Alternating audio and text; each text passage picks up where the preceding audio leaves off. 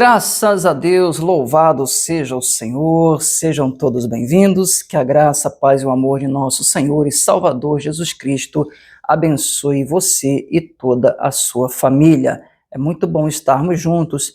Quero aqui nesse vídeo trazer uma mensagem bem edificante para a sua vida. Vamos falar sobre oração, né? Nós estamos aqui nos nossos cultos de quarta-feira, com cultos de oração, uma direção que o Espírito Santo nos deu e a necessidade que nós estamos expondo assim para a igreja, de nós estarmos orando mais. Então, a igreja está sendo levada nesse grande mover, né, do Espírito Santo, e eu quero dividir com vocês aqui essa mensagem que o Senhor tem nos dado aqui em Mateus, no capítulo 26. Vamos para lá, por favor.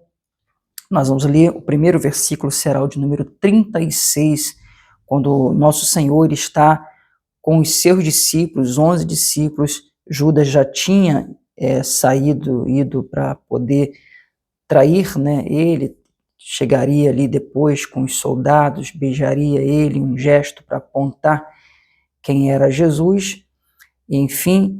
Então Jesus ele estava ali com os seus 11 discípulos, seriam os apóstolos, e Jesus, ele está ali, ele leva os 11 até aquele lugar para orar. Então, vamos ler o versículo de número 36, que diz assim: Então chegou Jesus com eles a um lugar chamado Getsêmani, e disse aos seus discípulos: Assentai-vos aqui, enquanto vou além orar. Não era a primeira vez que Jesus fazia isso. Nosso Senhor, ele tinha esse costume de fazer isso, de se retirar para orar. Quando a gente fala de se retirar da multidão, do lugar movimentado, agitado, porque ele entendia que ele precisava de um lugar e de um tempo reservado com o Pai. E nós precisamos também da mesma forma. Existem momentos que precisamos de um lugar e de um tempo reservados com o Pai, para orarmos, para falarmos com Deus, para conversarmos com Ele e também ouvirmos a Ele. Isso é uma conversa, um diálogo, né? Não basta somente orarmos em pensamento. Isso não é que seja errado. O cristão, ele tem que estar sempre em espírito de oração. Mas uma coisa é quando você se abstém desse lugar e tempo reservado com o Pai. Então, nós não podemos somente orar em pensamento de uma forma rápida. Geralmente aquela oração que é feita ao acordar ou ao dormir: meu Deus, abençoe essa noite, dê bom sono, abençoe minha família, abençoe... Não, é falar com Deus, é ter essa intimidade, é buscar realmente melhorar o nosso relacionamento com Ele. E expressar também, lógico, a nossa necessidade, porque nós precisamos muito de Deus. E Jesus, ele deixa isso claro na oração do Pai Nosso, que ele ensina uma oração que é uma oração modelo, e ali nos serve de guia para o nosso orar, o nosso falar com Deus. Então, na oração do Pai Nosso tem tudo ali, se nós observarmos com cuidado, tá bom? Jesus, ele nos ensina, ele diz, a casa dele será chamada casa de oração. Então, nós temos um lugar reservado para orarmos, com o tempo, que é a igreja, o culto. Não podemos negligenciar isso em nossas vidas, irmãos. Não importa se o mundo moderno ou até mesmo a igreja moderna tenta colocar isso às pessoas, né? Que o culto não é tão importante assim. Por quê? E continua sendo, e continuará para todo sempre. Aliás, quando Jesus ele vier arrebatar a sua igreja, ou partirmos para lá, Deus sabe quando, será para um culto eterno. O culto não vai parar. Existe até aquele louvor, né, que a festa não vai acabar. Quando findar na terra, no céu vai continuar. Essa festa do amor, esse culto ao Senhor, essa comunhão nossa com o Pai, com o nosso Salvador, mas também com os nossos irmãos. Nunca vai se findar. É muito importante. E a Bíblia chega a dizer: não deixemos a nossa congregação como é de costume de alguns. Jesus ele ensina também sobre entrar na nossa casa, no nosso quarto, fechar a porta e falar com o Pai. Outro lugar reservado e que Jesus ensina ali que tem que ter o tempo reservado. É o quarto da nossa casa, que é um lugar de intimidade, né? Um lugar onde a gente pode ali se isolar para falarmos com o Pai, termos aquele momento ali com o Pai. E nós vemos na Bíblia aqui, né, como nessa passagem, o monte. Eu quero dizer para vocês, inclusive a questão do monte era um costume, né, judaico, do povo judeu, de ir para os montes orar. E a verdade é que não existe lugar certo. Eu te apresentei esses 3 lugares e, na verdade, eles só nos servem como uma base para nos mostrar, e esse é o intuito, do quanto nós precisamos de um lugar e de um tempo reservado para falar com o Pai, tá? Mas pode ser em outros lugares. Inclusive, esses 3 têm em comum exatamente isso, o lugar e o tempo reservado. Então, se você encontrar um outro lugar para você fazer isso, não tem problema. Mas lembrando sempre que a igreja é o lugar do culto. E isso também não pode ser dispensado na vida de ninguém. Não adianta a pessoa dizer: eu vou servir a Deus em casa, vou fazer meu culto em casa. É bom que faça culto em casa, mas também tem que ir na igreja.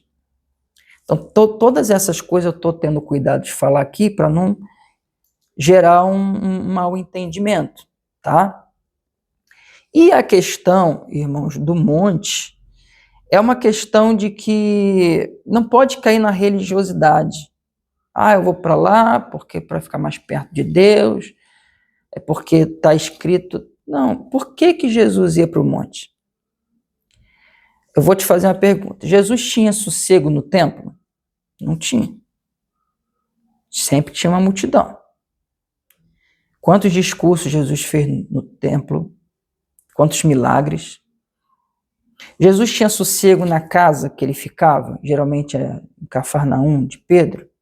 Não tinha, irmãos. Por isso que Jesus ia para o monte. Amém? É para o cristão achar que tem que ficar indo para monte e colocar isso como religiosidade. Para com isso. Jesus falou que o Pai procura verdadeiros adoradores. Então ele disse, não é aqui nem ali. É em todo lugar. O que nós estamos salientando é que nós precisamos ter esse tempo, mas nós temos a nossa casa. Pastor, a minha casa não tem esse sossego. Você tem a igreja. E mesmo a questão da igreja só não está certo. Você precisa procurar algum lugar para você também ter esse momento com Deus. Fazer ali de algum ambiente que você tenha um tempo com Deus. Porque não pode ser só na igreja. Não pode ser só em casa. E não precisa ser no monte. Essa é a definição que eu quero passar para você. Não pode ser só na igreja, não pode ser só em casa e não precisa ser no monte. Mas você precisa ter tempo e lugar reservado. Esse lugar e esse tempo reservado para falar com o Pai, para orar. Amém?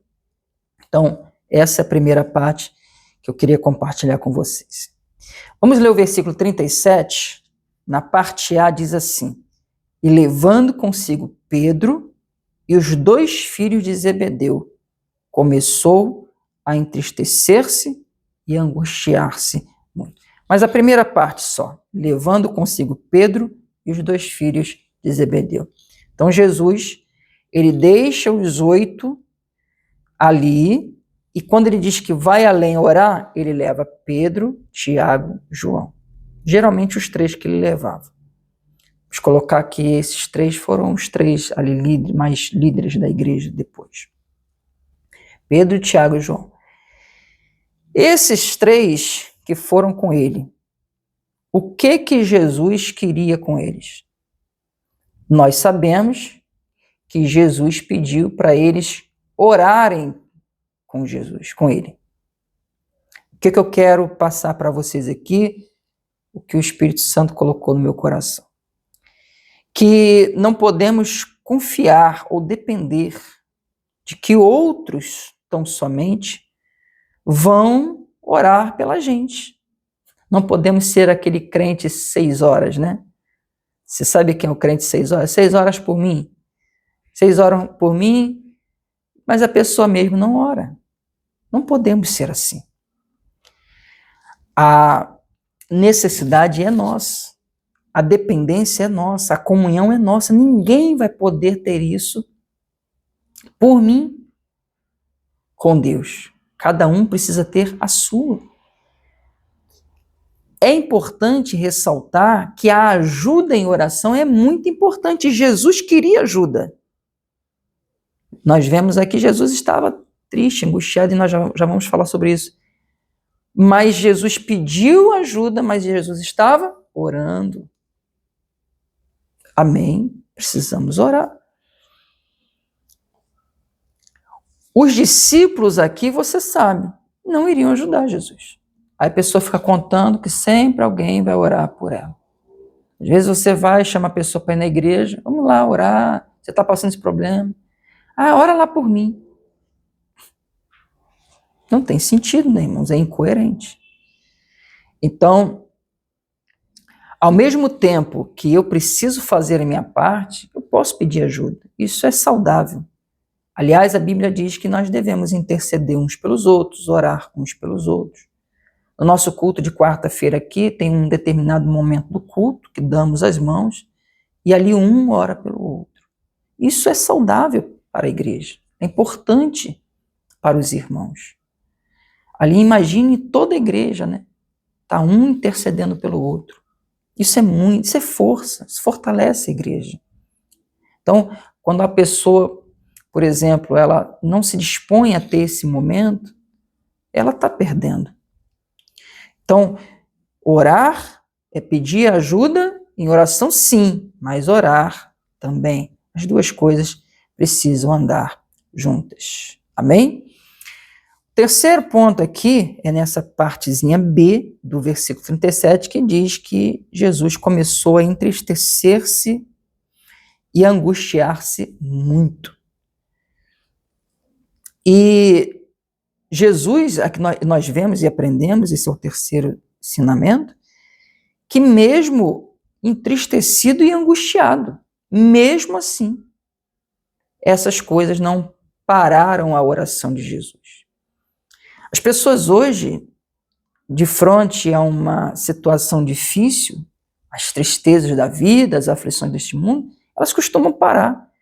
Meus irmãos, muito pelo contrário, é aí que você deve se aproximar ainda mais de Deus. Se tem uma coisa boa nas lutas, nas perseguições, nas tribulações, que precisam fazer com a gente, é nos levar para mais perto de Deus. É aí que nós temos que recorrer ainda mais. Nosso Senhor nos dá esse exemplo aqui. Amém? Então, Jesus estava orando mesmo angustiado e muito triste.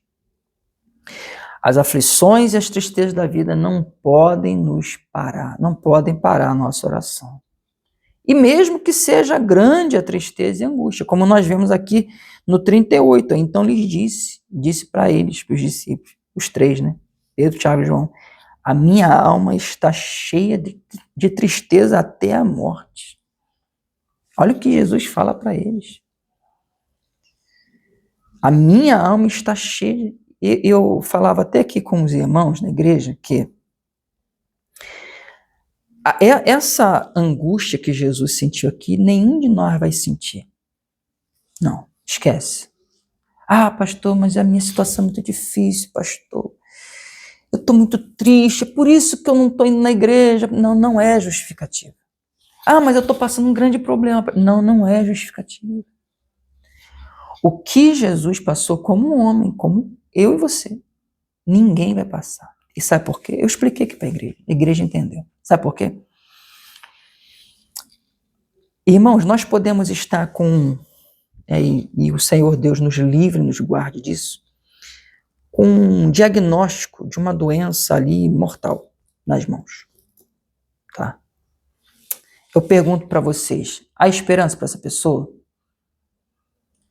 Sim ou não? Tem ou não tem? Tem. Tem. Nós tivemos uma irmã aqui na igreja com um câncer, né, de mama. Fez todo o procedimento, o tratamento. Mas logo nos primeiros meses, muita oração, não tinha mais nada. E mesmo assim ela continuou, e eu, desde o começo, falei para ela, tudo que o médico falar, porque eu creio na supervisão do Senhor. O Senhor está no controle de tudo. Tudo que o médico falar para a senhora fazer, a senhora faz. Fez. Hoje está curado. Tem esperança. Mesmo que seja irreversível, tem esperança. Porque Deus é o Deus Todo-Poderoso, sim ou não? Ele pode reverter. Agora, por que Jesus estava desse jeito? Porque ele sabia o que ia acontecer com ele literalmente. Iteris literis. Havia profecias. Ele era o Deus que inspirou aquelas profecias. E ele sabia o que ia acontecer direitinho com ele. E o que ele teria que passar. Isso, imagine isso. Você realmente sabendo, não haveria livramento ali. Vocês entendem? Ele teria que passar. Veja o quanto ele se angustiou. Eu coloco a angústia nessa conta e a tristeza, porque ele sabia que quem faria isso com ele era o próprio povo dele. A maior de todas as traições. Pastor, mas eu fui muito traído. Você não foi como Jesus. Pastor, mas eu fui muito injustiçado. Você não foi como Jesus. Pastor, mas eu fui muito apunhalado pelas costas. Você não foi como Jesus. Não foi. Olha o ensinamento que Jesus nos dá aqui. Mesmo dessa forma, Jesus estava ali orando. Amém? É tremendo. Os problemas não são impedimentos. São oportunidades para nos aproximarmos mais de Deus. Coloque isso no teu coração. E aquele que passou tamanha angústia e tamanha tristeza, não teve, nós vamos ver isso na próxima mensagem, na continuação, não teve o apoio de ninguém, a não ser do Pai. E hoje, nós temos Ele, à destra do Pai, intercedendo por nós. Ele é aquele que disse, ele morreu, ele foi preso, julgado, condenado, crucificado, morto, mas ao terceiro dia ressuscitou. Vive está e reina, assentado à destra do Pai, intercedendo por nós. E ele disse, eis que estarei convosco todos os dias, ou seja, em todas as nossas angústias, em todas as nossas tristezas, eis que estarei convosco todos os dias, até a consumação dos séculos. Amém? Louvado seja Deus. todas as coisas nós podemos naquele que nos fortalece. Não pare a sua oração, muito pelo contrário. Nesses momentos mais difíceis, ore mais e busque mais a presença do Senhor. Nele, a cura, a livramento, a bênçãos. Nele também, a força e graça. Vou ficando por aqui. Vamos ter um outro vídeo com a continuação. Eu esqueci de falar aí, de vez em quando eu falo.